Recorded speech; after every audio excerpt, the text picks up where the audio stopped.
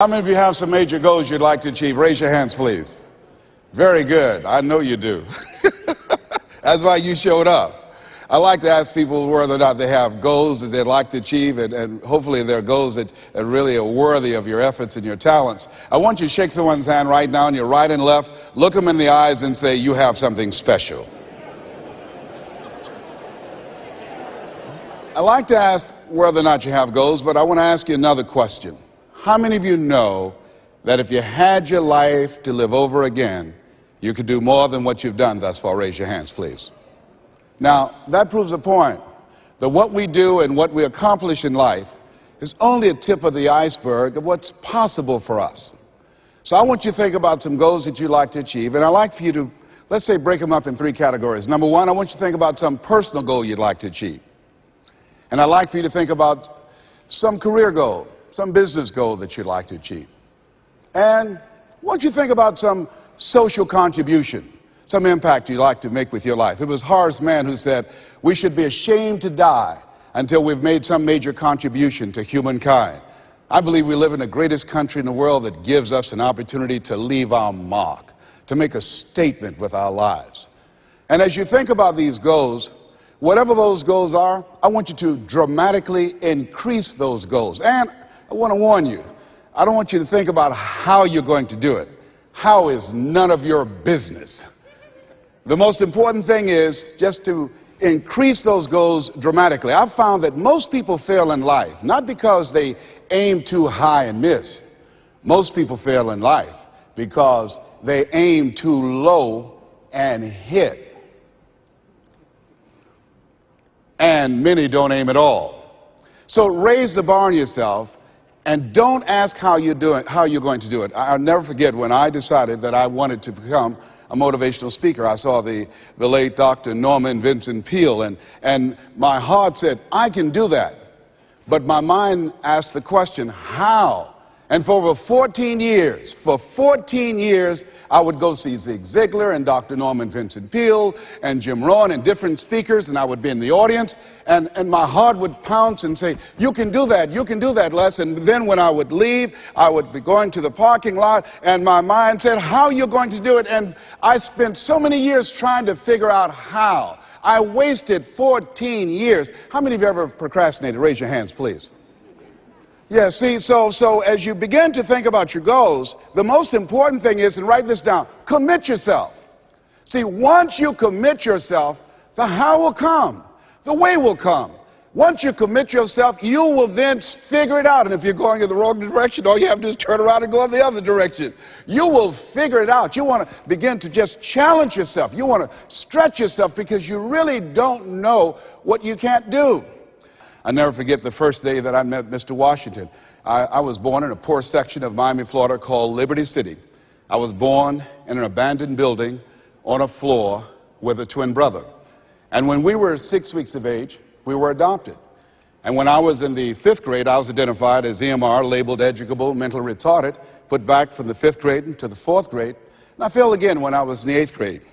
I don't have any college education, but because of my mother, and I feel like Abraham Lincoln, who said, all that I am and all that I ever hope to be, I owe to my mother.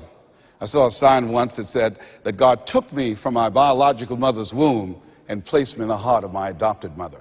So my first major goal was to buy my mother a home, to take care of my mother. And I did that, took care of her until she passed at 88. But I'll never forget when I met Mr. Washington. I was in a class waiting on another student, and he came in and he said, young man, go to the board and work this problem out for us. I said, oh, sir, I can't do that. He said, why? I said, I'm not one of your students. He said, look at me. I said, yes, sir. Go to the board and work the problem out anyhow. I said, sir, I can't do what you're asking me to do. He said, why? Sir, because I'm educable, mentally retarded, sir. And as the students erupted in laughter, he came from behind his desk, he looked at me and he said, don't you ever say that again. Someone's opinion of you does not have to become your reality. And that was a turning point in my life. On one hand, I was humiliated. But on the other hand, I was liberated. Because he looked at me with the eyes of Goethe, who said, look at a man the way that he is. He only becomes worse. But look at him as if he were what he could be. Then he becomes what he should be. And so Mr. Washington, he challenged me. And I want to challenge you right now. about raising your goals. And I want you to shake someone's hand on your right and left, look them in the eyes and say, stretch yourself. Yeah, see, I think that you really have to stretch yourself to discover your stuff. I think that we have to really begin to experiment with life. When I said that you have something special, I didn't say that just to be kind and courteous. You do. See, I think that there are not many people that come to seminars or workshops or will watch a program of this nature. Why? I just think that most people are just satisfied to where they are. I'm reminded of a man one day. He was walking down the street and he passed his porch where some people were on the porch talking, and there was a dog moaning and groaning. And he was curious why the dog was moaning and groaning. And he went back and he said, excuse me, he asked the owner, why is the dog moaning and groaning? Guy said, because he's laying on a nail. He said, well, why won't he get off? He said, it's not hurting bad enough for him to get off. Just hurting bad enough to moan and groan. How many of you know people who should be here? Raise your hands, please. How many of you know people, all they do is moan and groan? Moan and groan. I'm not making enough money. Moan and groan. I'm unhappy with my job. 87% of people go to jobs that they hate. And in addition to that, you know, as we know that we have the dubious distinction in this country that on Monday morning the heart attack rate increases over 35%. On Monday morning between 6 o'clock and 9, people going to jobs that they hate. The heart said, didn't I tell you I didn't want to go? And attack them. Some of you don't want to go to work next Monday. So the thing is this. So you want to find out what resonates with you. What is it you really want to do? You want to experiment with life and find out what fits for you. You have something special.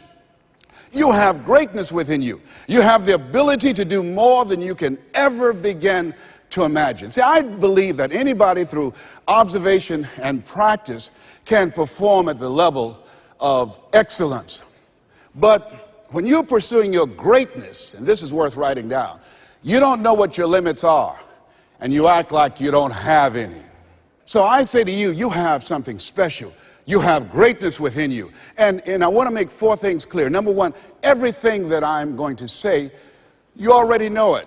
If what I share, the message that I'm going to express right now and share with you, if it wasn't a part of who you are already, you wouldn't be in the audience. That's number 1. That's very important. It's already in you. I'm going to only confirm and validate that which is a part of you anyhow.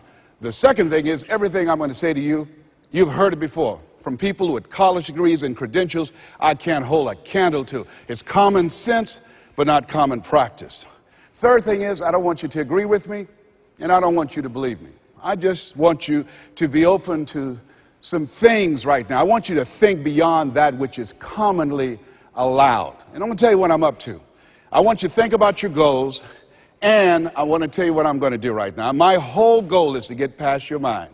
That's my whole challenge, and there's nothing you can do about it. I'm going to do that. See, your assignment was to show up. My assignment is to get past your mind and get into your heart. I want you to think about the goals that you want to achieve.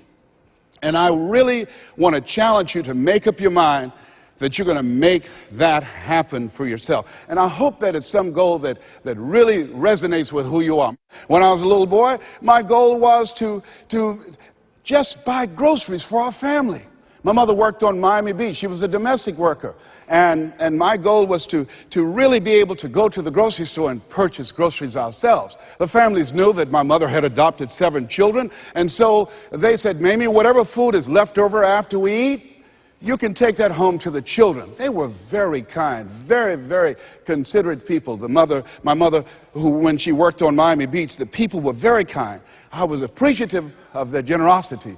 But as a little boy, I said, Mama, one day, when I become a big boy, I'm going to be able to buy groceries for us.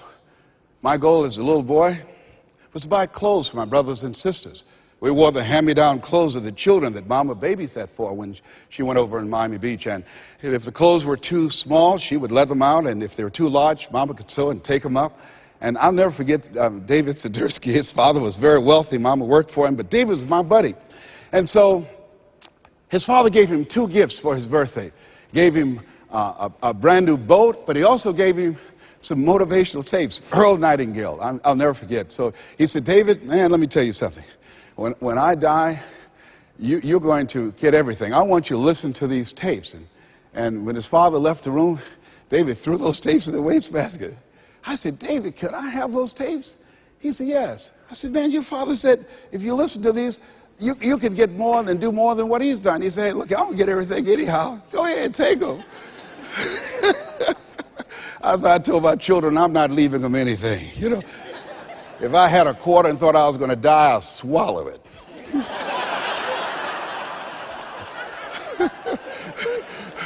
Write this down. It's not what you leave for your children, it's what you leave in them.